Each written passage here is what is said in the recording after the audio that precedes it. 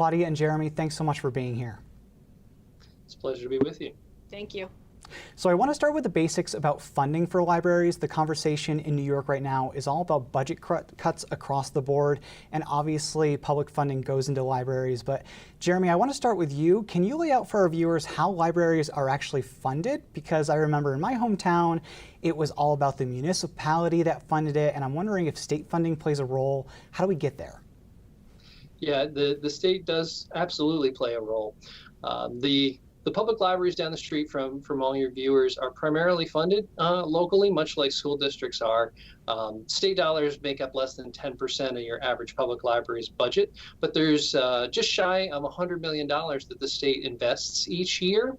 And according to education law, the amount that should be funded is about $102.6 million. We haven't been there since about 2007.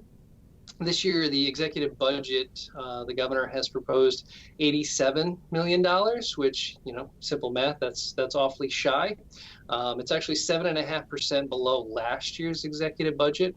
So we're obviously advocating for a increase in that and moving it back to something a little bit more reasonable. If you just apply of inflation over library aid from the amount of investment that was being made by the state 20 years ago, it would put that number at above 135 million. So the New York Library Association is advocating for the state investment to come in this year at about 123.1 million. The other big chunk comes down in construction aid. The state has a bond-funded construction aid program that invests and provides a matching grant program for localities that want to construct new libraries or do renovations, make upgrades to HVAC, all those nuts and bolts pieces. It was funded 2 years ago at $34 million, and the governor rolled that back by $20 million back to $14 million. $14 million represents less than 1% of the estimated need in New York State, which is over $1.5 billion in deferred maintenance and construction requirements. So the New York Library Association is advocating for an investment this year of $45 million, which in the face of the need is also relatively modest, and I'll stop there. So Claudia, paint a picture for me for people that may not understand everything that libraries do. If the budget were to pass with the governor's proposals right now with that 82 million and 14 million respectively, what does that mean for libraries? Will you have to cut services? What will our libraries look like if that happens? Well, as Jeremy mentioned, that funding specifically goes to the systems, and what happens is when there's a shortfall at the system, they say to the member libraries, we have to, if you want the same level of service, we need to be asking you to fund us for those things. So, and the construction grant is directly, that's a direct impact on us. My library, the Haverstraw King's Daughters Public Library, has absolutely taken the opportunity in the past to apply for and receive many public construction grants for public libraries. We've done solar panels, we've upgraded windows. Without the funding of the construction grant, the infrastructure of the buildings themselves will decay. Well, Jeremy, on that note, can I ask you, the need is so much bigger, according to you, than what the governor is proposing. What is going on here? So libraries have this huge need. Is it like a historical underfunding in this department, or did something happen? What's the deal? Well, we had been making some pretty significant strides. The program was funded at under $1 million for a very long time. But interestingly, of the libraries in New York State, over 50% of them are over 60 years old, and another 30% are over 30 years old. So we've got a lot of older library buildings, which, give them a lot of character. They're very beautiful often, but they are older and not terribly energy efficient, and so they require a lot of upkeep to keep them safe and effective and efficient for the patrons. Claudia, as I'm thinking about that, I think that people, as I mentioned earlier, may just not know the kind of services that libraries provide.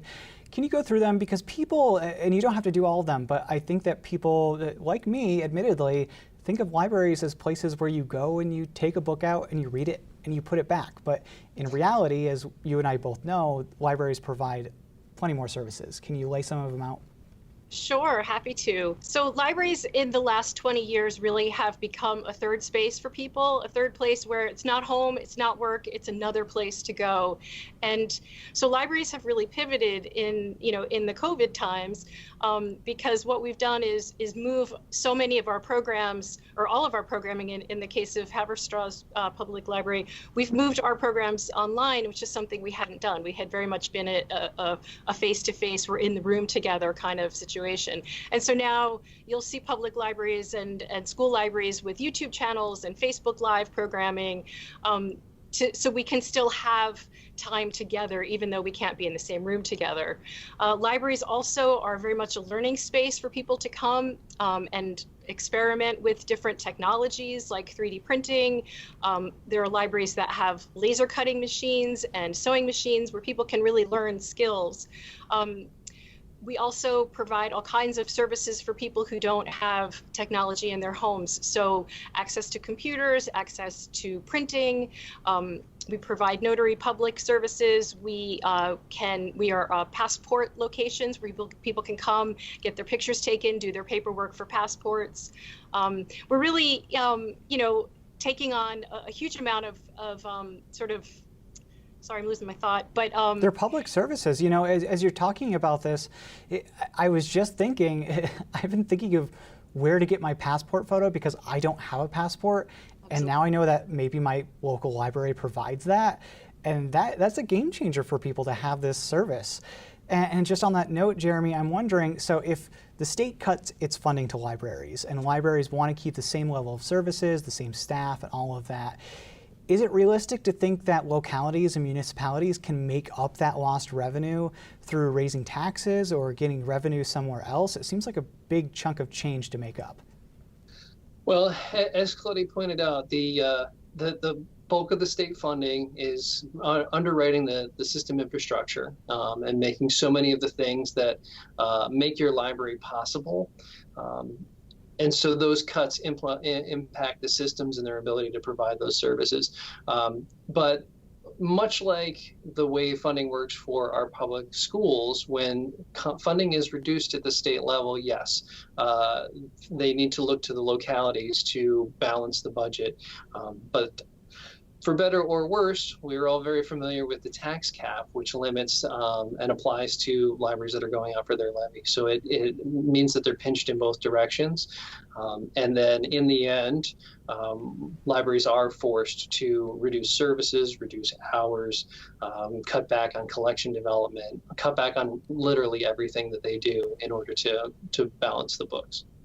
It's just a lot to think about. As somebody who follows state politics and the state budget, I guess I didn't realize before this interview, admittedly, that libraries touch so many different parts of our lives. So maybe I should visit my own local public library, but we have to leave it there. Jeremy Johannesson and Claudia Depkin, both from the New York Library Association, thank you both so much.